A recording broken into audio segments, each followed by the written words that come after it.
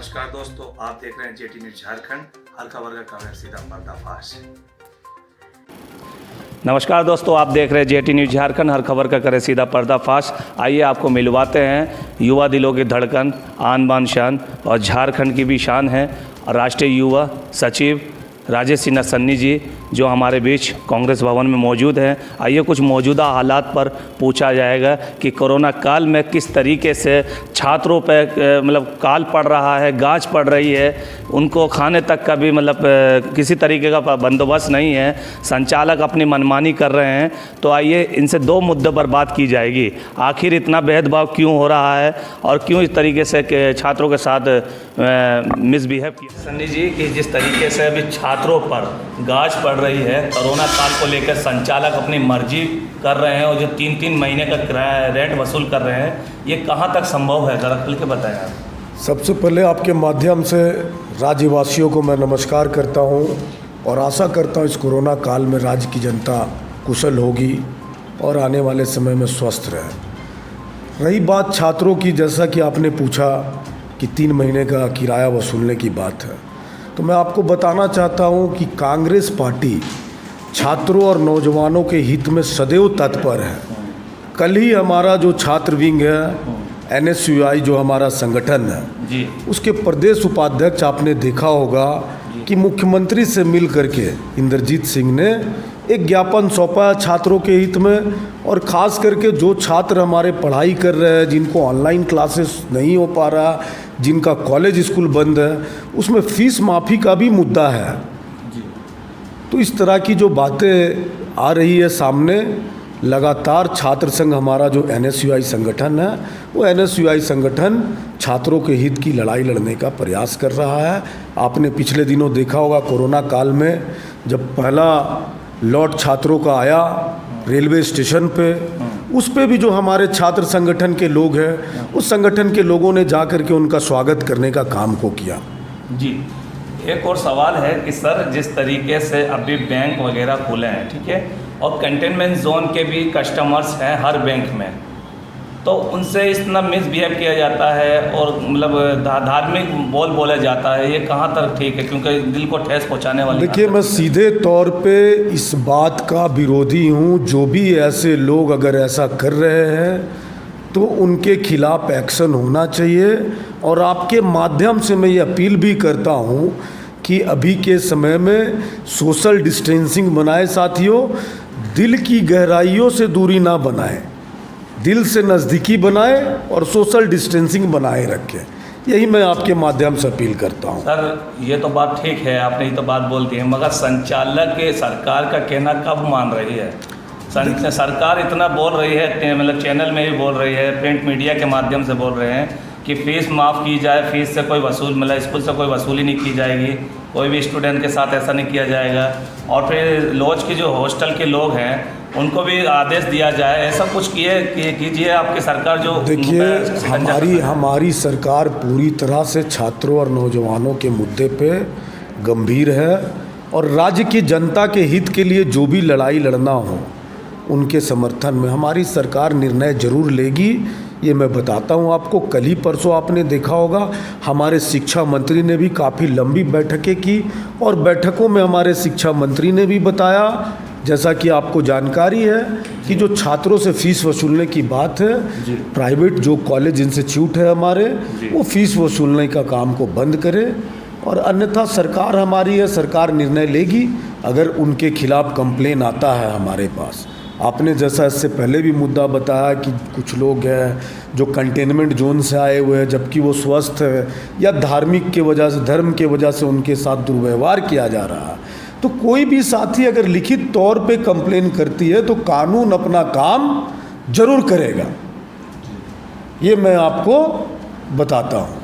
जी, और भी है कि जिस तरीके से अभी कोरोना काल में, अब मैं हिंदपीढ़ी का एक मुद्दा छेड़ देता हूँ आपके बीच में।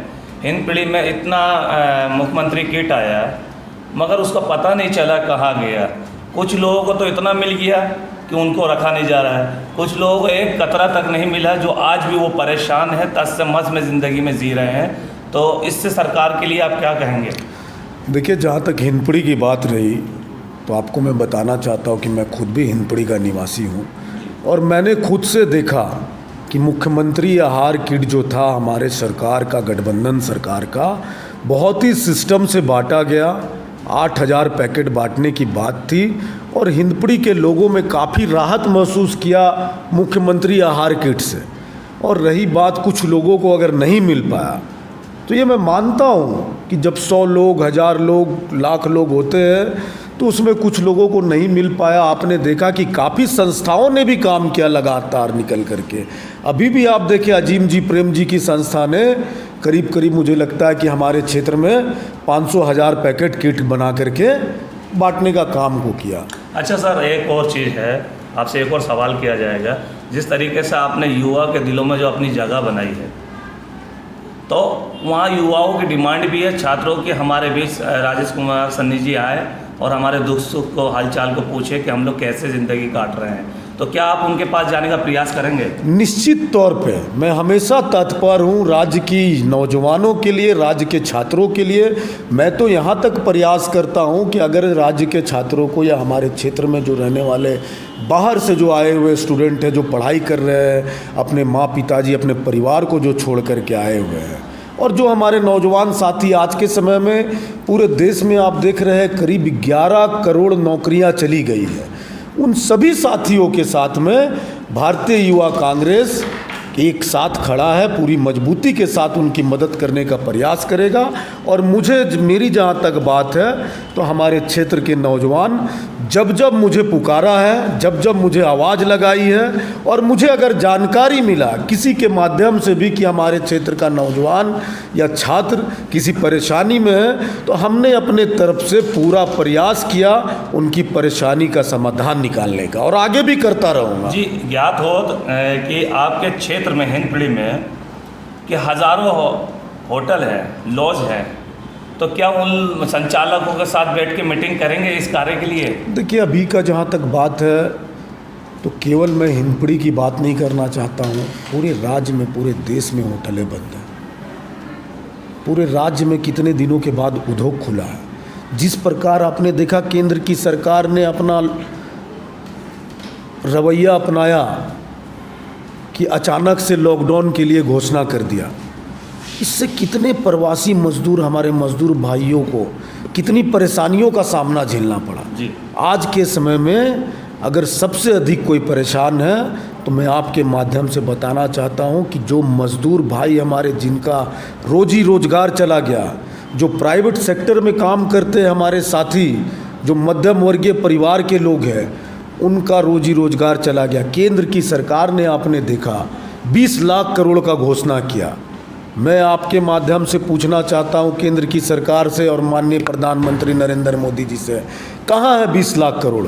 इंडियन यूथ कांग्रेस ने और हमारे जो अध्यक्ष आदरणीय श्रीनिवास जी और राहुल गांधी जी लगातार क्षेत्र की, देश की जनता के लिए अपनी आवाज़ को उठा रहे हैं कि 20 करोड़ जो देने की बात है, 20 लाख करोड़, वो एक तरह से नरेंद्र मोदी जी ने और जो वित्त मंत्री है यहाँ के देश की, उन्होंने जो घोषणा किया 3 दिनों में लंबा चौड़ा, उस घोषणा में आपने साफ साफ देखा कि देश की जनता को वो 10,000 रुपये कर्ज देने की बात को कहा गया कि कर्ज दिया जाएगा।